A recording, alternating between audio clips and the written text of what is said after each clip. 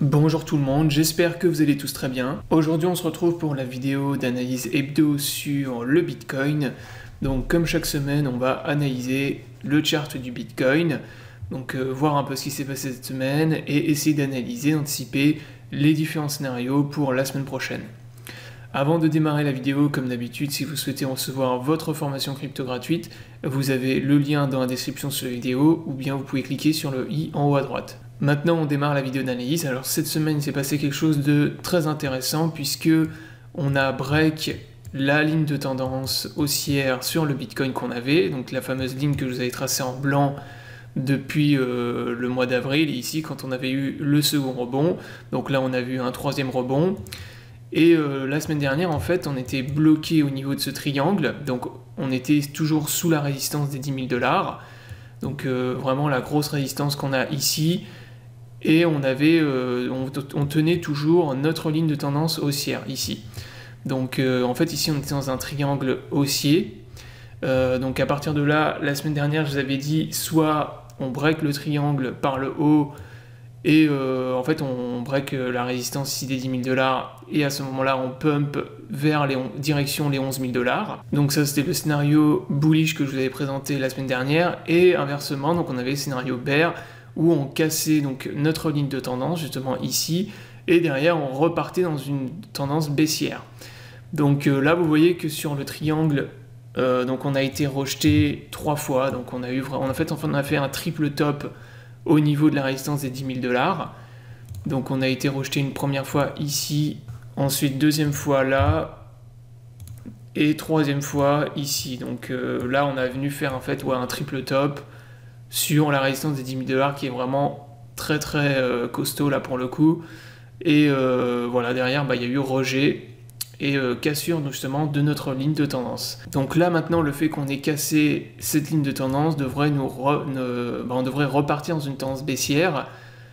À court terme, donc si je passe sur UTH1, là on voit qu'on a une conso alors de type, alors ça dépend en fait, moi je vois deux patterns actuellement sur petit UT.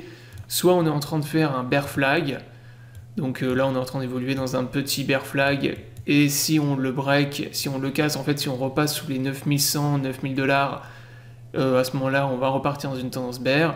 Ou bien on est peut-être en train de faire un triangle bullish, donc là on fait peut-être aussi un triangle haussier, puisqu'on a une résistance là qu'on voit très nette au niveau des 9300 $, et si on arrive à briser cette résistance, dans ce cas là on peut venir faire un pullback sur notre ligne de tendance en blanc. Donc ça c'est les deux scénarios que moi j'anticipe personnellement pour la semaine prochaine, soit validation d'un bear flag, donc consolidation bear, et à ce moment là retour dans une tendance baissière. Donc le support que derrière je surveille moi, c'est le support des 8000 $, donc entre 8000 et 8200 $, ou bien on est en train de faire un triangle bull, et à ce moment-là on peut venir faire un pullback sur notre ligne de tendance en blanc, ce qui a de fortes probabilités d'arriver, faire un pullback. Et donc ça généralement quand on brise comme ça des lignes de tendance ou des patterns sur des grosses UT qui tiennent depuis longtemps, on a très souvent des pullbacks, c'est-à-dire que derrière on revient tester soit les résistances ou les supports. Donc ça ferait en gros cassure donc de la résistance des 9300, et derrière on vient faire un pullback sur la ligne de tendance, donc la trendline en blanc, ou bien bear flag, et dans ce cas-là on repart dans une tendance bear.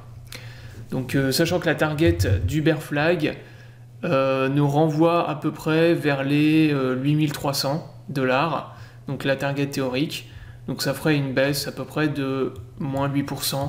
Si on la prend ici, ça fait à peu près moins 8, moins 9%.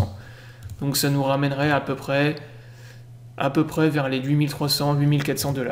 Donc voilà pour les deux scénarios que moi j'anticipe et je surveille pour la semaine prochaine. Donc à court terme, c'est ça qu'il faut surveiller, c'est les deux figures que je vous ai montrées.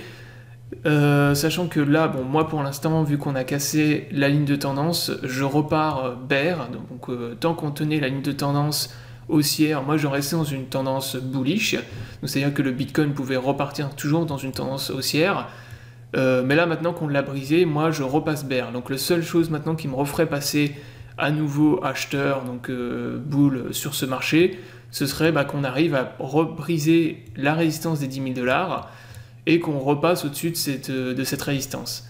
Donc là, si on brise la résistance et qu'on repasse au-dessus, là clairement, moi je repasse acheteur, donc je repasse bullish.